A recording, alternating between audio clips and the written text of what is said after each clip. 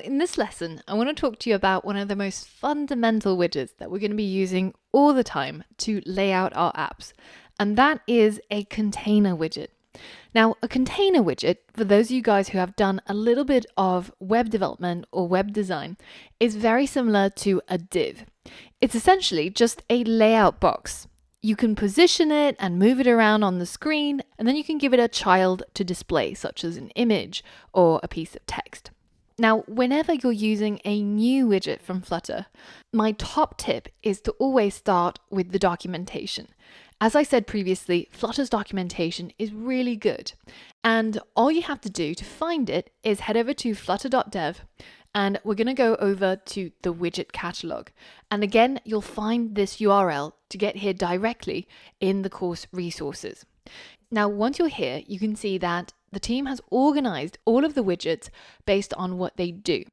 And we've already seen some of the images and assets widgets, but now we're going to be looking at the layout section. And these are the widgets that allows you to arrange other widgets. So how to position things on screen. And under the layout widgets, you can see that they are split by single child widgets and multi-child widgets. A widget that can contain a single widget, say a piece of text or an image, or lots of different widgets, such as 5 images or an image and a piece of text. And in this module, we're going to be exploring both single child and multi-child widgets to learn how to lay out your screen exactly the way that you want it to look. The most commonly used single child widget is probably going to be a container. And if we click on it, we get taken to the container class. And this is a widget that allows us to position other widgets and size other widgets. And if you read through this, you'll learn a lot about exactly how it works. And one of the things that it tells you is that containers with no children try to be as big as possible. And this is exactly what we're seeing over here. We have a container that is currently trying to be as big as possible. How do we know that? Well, let's give it a color. Let's see it for ourselves. So let's go ahead and change this back to teal. And instantly we have our background using hot reload. And now inside the container, so inside these round brackets, I'm going to hit enter and I'm going to change its color. And here we get to specify a color for our container. Let's change our container to have a color of white. So now when I hit save and hot reload, you can see that my entire screen changes to white, even though we know that the background color is still teal. And the reason for this is because our container is taking up all of the space that's available. Exactly as described here. Containers with no children try to be as big as possible. Our container currently doesn't have anything inside the child property, so that's why it tries to be as big as possible.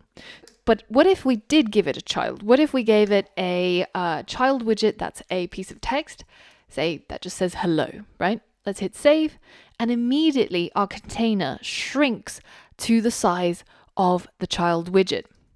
And we could have known this by reading the documentation. Containers with children size themselves to their children's size. And our child in this case is the piece of text, and its size is determined by the font size of that piece of text. Now, at the moment, you can see that our piece of text is kind of hidden away a bit by the bezel of our iPhone screen, and on Android, depending on which device you're simulating it on, it might also have a notch like this. So how can we keep our content that we put on screen safe from all of these bordering elements like the top bar where we've got our time and our signal and our notch? Well, Flutter actually comes with a really simple widget that does exactly this.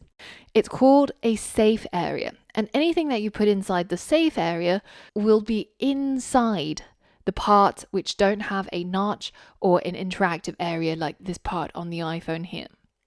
In order to embed our container inside a safe area, we can hold down Option or Alt and hit Enter to pull up our intention actions here, our little menu.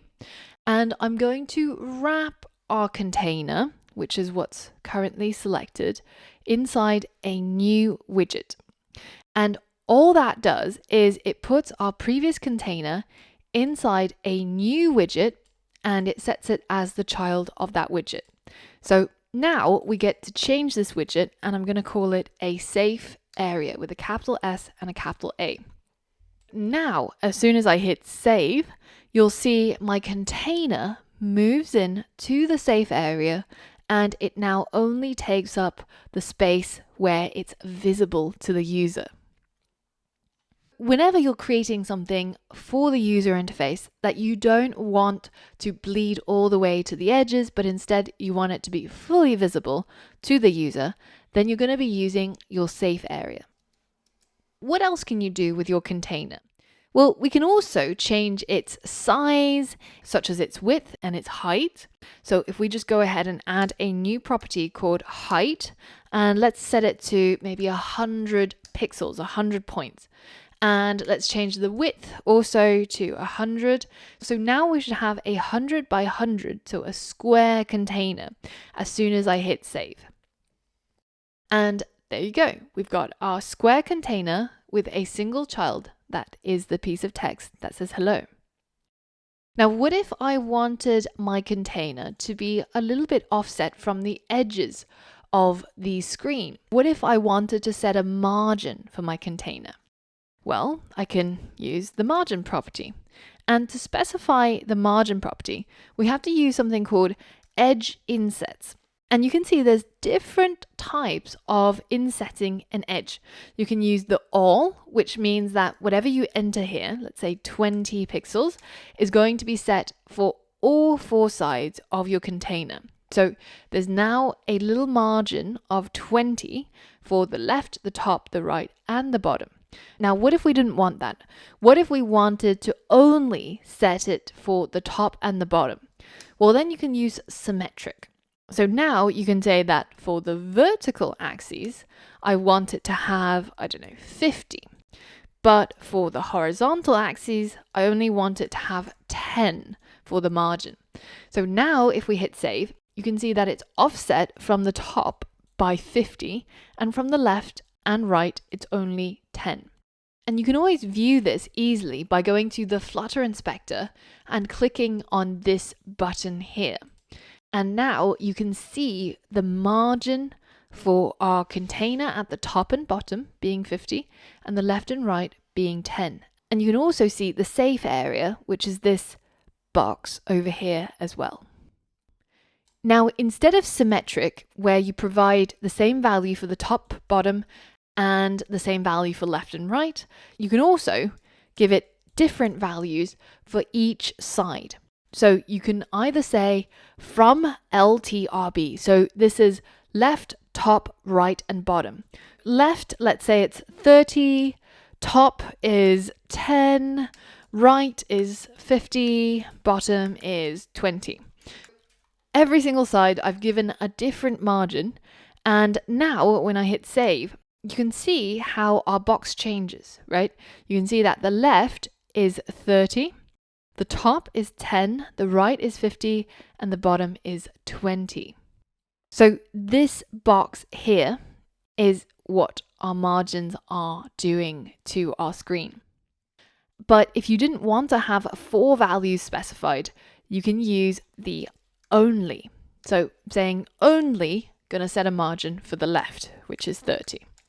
And now everything else is left as 0, and only the left gets that margin. So there's all sorts of ways that you can do this. Now, what if you wanted to have the child of the container to be a little bit more offset from the edge of the container? In this case, you wouldn't be using the margin, and you would instead be using a padding. So if you've ever worked with CSS or web design, then this will all feel very intuitive to you.